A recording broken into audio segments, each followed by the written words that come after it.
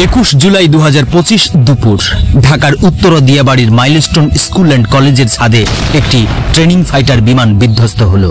গোটা জাতি স্তব্ধ, শোকাহত। কিন্তু এই মর্মান্তিক দুর্ঘটনা কি নিছকই একটি যান্ত্রিক ত্রুটি, নাকি এর পেছনে লুকিয়ে আছে কোনো ডিজিটাল ষড়যন্ত্র? হ্যাকাররা কি আসলেই উড়ন্ত প্লেন হ্যাক করতে পারে? যদি পারে, কিভাবে এটা সম্ভব? হ্যাকারদের নজর কি আকাশে? প্রযুক্তির উন্নতির সাথে সাথে ডিজিটাল ঝুঁকির মাত্রাও বেড়েছে। হ্যাঁ, হ্যাকাররা উড়ন্ত প্লেন হ্যাক করতে পারে, তবে এটা সিনেমার মতো সহজ বা সাধারণ কোনো ঘটনা নয়। আধুনিক বিমানের ককপিট থেকে শুরু করে ইঞ্জিনের প্রতিটি অংশে কম্পিউটারাইজড সিস্টেম কাজ করে। এই সিস্টেমগুলো একে অপরের সাথে নেটওয়ার্কের মাধ্যমে সংযুক্ত থাকে। হ্যাকাররা এই নেটওয়ার্কের দুর্বলতা খুঁজে বের করে প্লেনের নিয়ন্ত্রণ নেওয়ার চেষ্টা করতে পারে। কিভাবে এটা সম্ভব হতে পারে? Satellite communication hack. বিমান তার ফ্লাইট ডেটা এবং অন্যান্য তথ্য স্যাটেলাইটের মাধ্যমে পাঠায়। হ্যাকাররা যদি এই স্যাটেলাইট লিংক হ্যাক করতে পারে, তাহলে তারা বিমানের ডেটাতে হস্তক্ষেপ করতে পারে। এয়ার ট্রাফিক কন্ট্রোল সিস্টেমের দুর্বলতা। যদিও এটি সরাসরি প্লেন হ্যাক করা নয়, তবে এটিসি সিস্টেমের দুর্বলতা কাজে লাগিয়ে হ্যাকাররা ভুল তথ্য পাঠিয়ে বা যোগাযোগ ব্যবস্থায় বিঘ্ন ঘটিয়ে প্লেনের গতিপথ পরিবর্তন বা দুর্ঘটনার কারণ হতে পারে। অনবোর্ড ওয়াইফাই বা এন্টারটেইনমেন্ট সিস্টেম।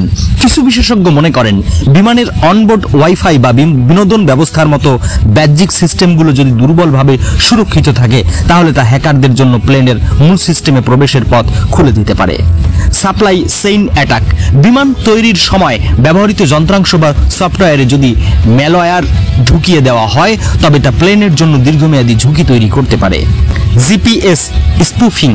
হ্যাকাররা ভুল জিপিএস সিগন্যাল পাঠিয়ে বিমানের নেভিগেশন সিস্টেমকে বিভ্রান্ত করতে পারে, যার ফলে পাইলটরা ভুল পথে পরিচালিত হতে পারেন। তবে এটা মনে রাখা জরুরি যে আধুনিক বিমানগুলোর সাইবার নিরাপত্তা ব্যবস্থা অত্যন্ত শক্তিশালী এবং বহু স্তরীয়।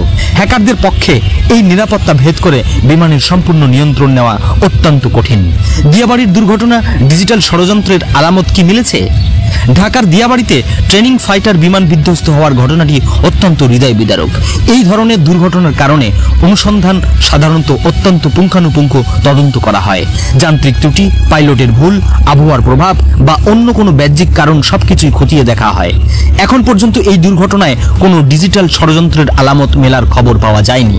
সাধারণত যদি সাইবার হামলার কোনো প্রমাণ মেলে, তাহলে তদন্তকারীরা বিমানের কম্পিউটার সিস্টেম থেকে ডেটা, কমিউনিকেশন লগ এবং অন্যান্য ডিজিটাল ফুটপ্রিন্ট বিশ্লেষণ করে সেই তথ্য প্রকাশ করেন।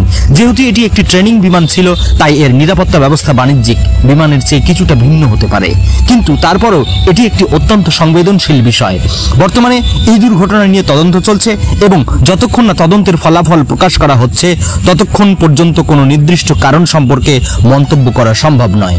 জনমনে প্রশ্ন থাকা স্বাভাবিক, তবে গুজব ছড়ানো বা অহেতুক জল্পনা কল্পনা করা অনুচিত। প্রযুক্তির অগ্রগতির সাথে সাথে সাইবার নিরাপত্তা হুমকি ক্রমশই বাড়ছে। উড়ন্ত প্লেন হ্যাক করার বিষয়টি সিনেমার মতো কাল্পনিক মনে হলেও আধুনিক বিশ্বের প্রেক্ষাপটে এটি সম্পূর্ণ অসম্ভব নয়। তবে বিমানের মতো জটিল এবং স্পর্শকাতর ব্যবস্থার নিরাপত্তা নিশ্চিত করতে বিশ্বের সকল দেশ নিরলসভাবে কাজ করে যাচ্ছে। সবাইকে ধন্যবাদ। আল্লাহ হাফেজ। সাথে ছিলাম তাজমিনুর।